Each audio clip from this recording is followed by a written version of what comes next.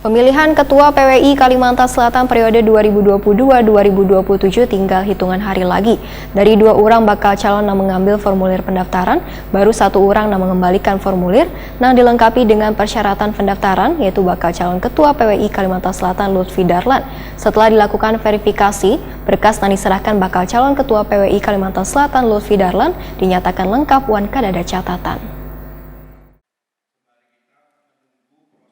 Pemilihan Ketua PWI Kalimantan Selatan periode 2022-2027 tinggal hitungan hari lagi. Dari 2 orang bakal calon yang mengambil formulir pendaftaran, baru 1 orang yang mengembalikan formulir yang dilengkapi dengan persyaratan pendaftaran, yaitu bakal calon Ketua PWI Kalimantan Selatan Lutfi Darlan jelang tengah hari Senin 18 Juli 2022.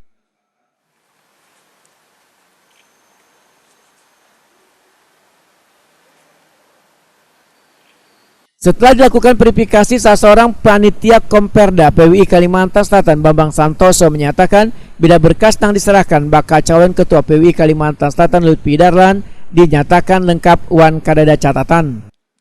Cek semua sudah lengkap, berarti tidak ada catatan. Berarti apa yang sudah disyaratkan kepada menjadi ketua calon berarti tidak ada kekurangan. Berarti lengkap semua, berarti tidak ada catatan. Ini salah satu persyaratan yang harus dan kita cek, kita awal dari untuk pencalonan.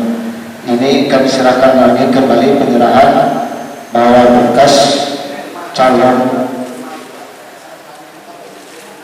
ya, dan kami terima sudah berkasnya, berarti sudah lengkap, sudah sah untuk menjadi calon. Ini kami silakan kembali kepada Pak Haji Lutfi untuk pegang-pegangan. Ketua Panitia Konperda PWI Kalimantan Selatan Kiki Ariansa Wetakuni Prima TV memudahkan berkas yang diterima wan dinyatakan lengkap untuk mendaftar menjadi bakal calon Ketua PWI Kalimantan Selatan periode 2022-2027 nantinya akan diverifikasi ulang lagi.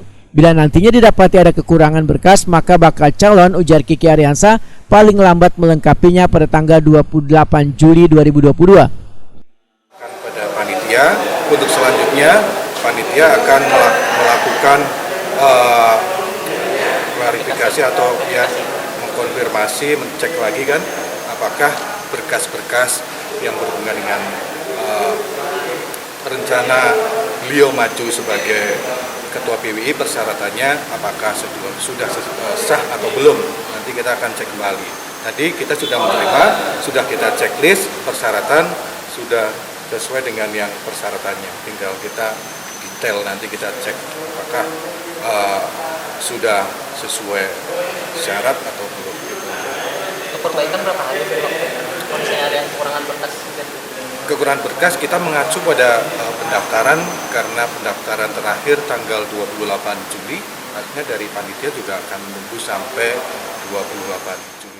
Sementara itu bakal calon Ketua PWI Kalimantan Selatan Lutfi Darlan memudahkan karena ada tanggal wan waktu khusus untuk menyerahkan berkas formulir pendaftaran ini, karena bila ada syarat yang dinilai kurang maka akan bisa secepatnya memperbaiki. Lutfi Darlan berharap pemilihan nanti berjalan demokratis, jujur wan transparan, serta bakal calon yang berkompetisi menjadi Ketua PWI lebih dari 2 orang.